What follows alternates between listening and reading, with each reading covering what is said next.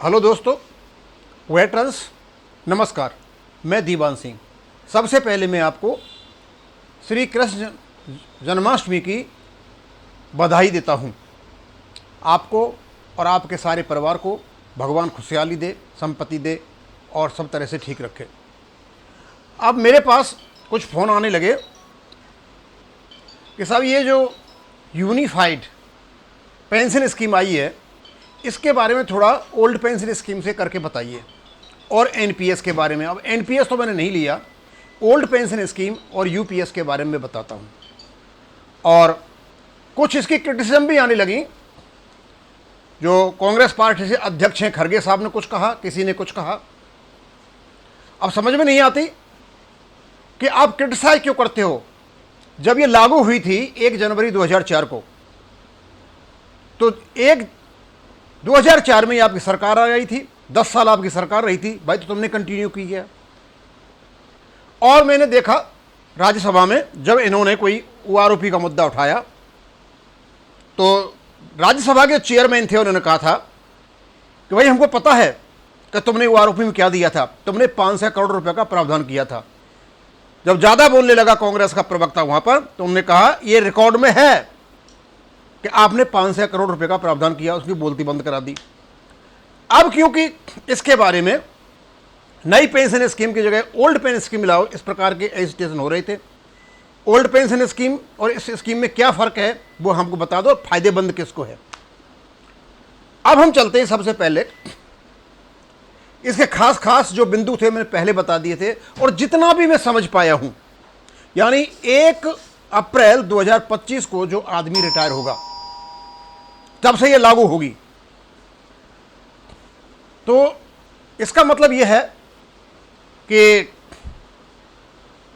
1 अप्रैल 2025 को जो लागू, उसी पर यह लागू होगी। तो उसी के हिसाब से मैंने देखा कि उस आदमी की यदि बेसिक पे 50,000 होती है 1 अप्रैल 2025 को, तो उसे क्या क्या फायदे होंगे, और एनपीएस से यूपीएस में जाने के क्या क्या फायदे होंगे, और ओल्ड पेंशन स्कीम से इसमें क्या क्या अलग है। तो हमने लिया ऐसा calculation of pension under UPS. ये आपका जो बेसिक पे ली मैंने, ये 25,000 किसकी, जिसकी 50,000 बेसिक पे है, यानी पेंशन की क्वालिफाइंग सर्विस 25 साल और 12 मंथ्स का एवरेज। यानी इसमें जो है मेन क्वालिफाइंग सर्विस, इसकी क्वालिफाइंग सर्विस जिसको सुपर एनुएशन माना गया है वो 25 साल होगी। 25 साल से ऊपर तो कोई प्रॉब्लम ही नहीं है। लेकिन ओपीएस में, ओल्ड पेंशन स्कीम में, लास्ट पे ड्रोन का 20 साल में मिल जाता है। आर्मी पे तो लागू होती नहीं है। हमारे ऑफिसर 20 साल में लास्ट पे ड्रोन का 50% लेते हैं, और हमारे जेसीओ जवान 15 साल में लास्ट पे ड्रोन का 50% लेते हैं, लेकिन उन पर लागू नहीं होती, उनसे अलग हटके है ये। और इसमें मिनिमम सर्विस पेंशन के लिए 10 साल है। एक तो ये बहुत इंपॉर्टेंट है मिनिमम सर्विस, क्योंकि मिनिमम सर्विस वाला जो फंडा है ये हमारे रीएम्प्लॉय जो एक्स सर्विसमैन है उनके काम आएगा। और दूसरा, ये फैमिली पेंशन जो है अंडर यूनिफाइड स्कीम में, ये बड़े फायदेमंद है जो आपकी ओल्ड पेंशन स्कीम में नहीं है। और हम बताओगे हम कि मान लीजिए किसी की 50,000 बेसिक पे है, तो उसका आधा कितना हो जाएगा, 50 का ये बेसिक पे है उसकी, तो 25,000 उसकी पेंशन होगी, और इस पर डीआर मिलेगा ओल्ड पेंशन स्कीम में भी।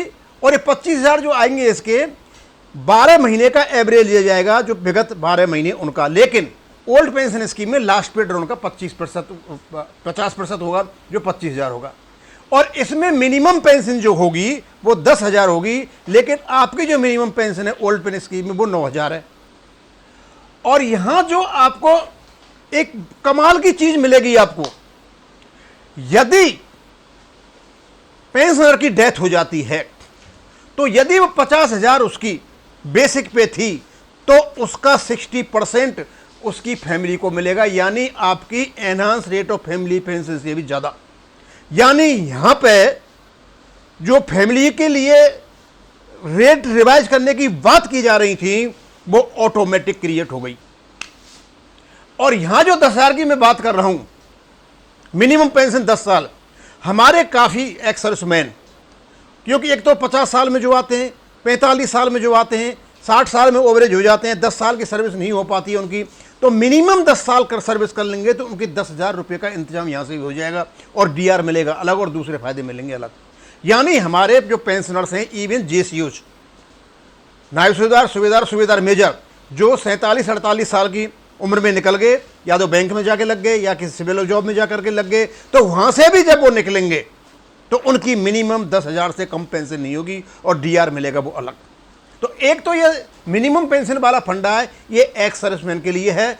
और दूसरा, जो यूनिफाइड पेंशन स्कीम में जो फैमिलीज की जो पेंशन है वो किसी भी हालत में पेंशनर से कम नहीं होगी। यहाँ पेंशनर को तो मिल रहे हैं 25,000, लेकिन यहाँ पे उसी 50,000 पे लास्ट महीने का जो 12 महीने का एवरेज है उस फैमिली को मिल रहे हैं 30,000। इसका मतलब ये हो गया कि फैमिली पेंशन के लिए जो आवाज़ उठाई जा रही थी उसका यहाँ पर समाधान हुआ है।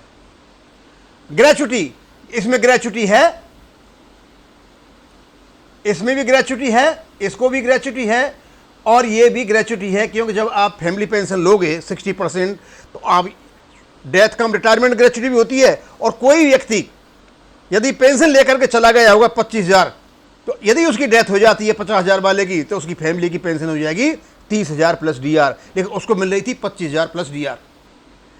लंपसम, इसमें लंपसम मिलेगा, इसमें कोई प्रावधान नहीं है, इसमें लंपसम का है, इसमें लंपसम का है, क्योंकि मिनिमम सर्विस है तब भी लंपसम मिलेगा और यहाँ भी लंपसम अमाउंट मिलेगा और यहाँ कोई लंपसम का प्रावधान नहीं है। डीआर, जो डियरनेस अलाउंस है या रिलीफ है वो इसमें भी मिलेगा, इसमें भी मिलेगा, इसमें भी मिलेगा, इसमें भी मिलेगा, इसमें भी मिलेगा।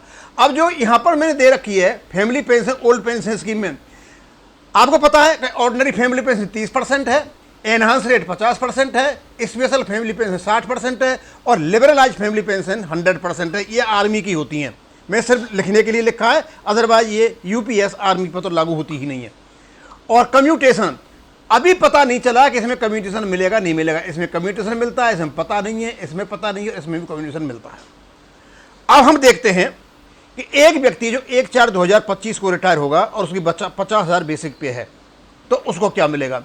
बेसिक पेंशन हो जाएगी 25,000, उसकी 53% डीए 31/12/2024 को होगा, ये 25 को नहीं हो, गलत लिख दिया है मैंने, ये 24 को होगा 53%, क्योंकि 25 में तो और बढ़ जाएगा जनवरी में, तो टोटल पेंशन को बन जाएगी 51,500। और लंपसम जो पैसा मिलेगा इस व्यक्ति को 25 साल का, वो मिलेगा इसको 2,57,500, क्योंकि 1/10 ऑफ ए मंथ मिलेगा हर 6 मंथ्स का कंप्लीटेड होने के बाद, एक महीने का जो सैलरी बनेगी उसका 1/10 उसको मिल जाएगा। और कम्यूटेशन अभी इसका पता नहीं है, और यदि कम्यूटेशन लागू होता है तो इसमें 13,000 से कम, 13 लाख से कम कम्यूटेशन नहीं मिलेगा। ये सारी की सारी चीज़ें हैं, लेकिन ये सब कुछ करने के बाद और पढ़ने के बाद एक तो मुझे बड़ा प्रभावित इस चीज़ ने किया कि ओल्ड पेंशन स्कीम में फैमिली पेंशन केवल 30% और 50% है। 50% भी आपके 7 साल या 67 साल एनहांस रेट मिलती है, लेकिन इसमें फैमिली पेंशन का जो मुद्दा था वो सुलझा दिया गया है। फैमिली पेंशन इसमें लास्ट पेंशन का 30% मिला, लास्ट पे ड्रॉन का, यानी जो 12 महीने का जो एवरेज है आपका उसका 60% मिलेगा। और यहाँ ओल्ड पेंशन स्कीम मिलता है केवल और केवल ऑर्डिनरी फैमिली पेंशन में 30%, या फिर फैमिली पेंशन एनहांस रेट में होती है पेंशनर के बराबर। तो एक तो मुद्दा इसमें मुझे ये लगा, फैमिली पेंशन की समस्या को यहाँ पर सुलझा दिया गया है। अब सुलझाने का कारण ये भी है क्योंकि जो उनकी जो कंट्रीब्यूशन जा रहा है 10%, वो उनकी बेसिक पे और डीआर का जाता है, उनका ही बहुत बड़ा अमाउंट उनके पास जमा हो जाता है। जैसा ओल्ड पेंशन स्कीम में हम कुछ भी दे करके नहीं बैठे हुए। अब ये है इसका पूरा खाका, और भी जो नई बातें आती जाएंगी उसको हम आपको बताते जाएंगे। तो 2 चीज़ों के लिए तो मुझे अच्छा लगा ये कि हमारे जो पेंशनर रीएम्प्लॉयड होते हैं 10 साल में 50,000 पेंशन बेसिक पेंशन हो ही जाएगी, तो उस केस में जो मिनिमम सर्विस है वो 10 साल है और उसकी जो मिनिमम पेंशन है वो 10,000 है। अब इनकी डेथ हो जाती है तो भाई फैमिली पेंशन को क्या मिलेगा? अब इसमें तो ये दे रखा है कि लास्ट पे ड्रॉन का 60%। इसका मतलब ये हो गया कि जिसकी 10 साल की सर्विस है, 25 साल सर्विस नहीं की है, लेकिन बेसिक भी उसकी 50,000 है, तो क्या उसको 30,000 पेंशन मिलेगी? यदि ऐसा है तो स्वाभाविक सी बात है कि यहाँ भी फैमिली के मज़े हो जाएंगे। अब मैं इसको यहीं ख़त्म करूँगा। थैंक यू, धन्यवाद।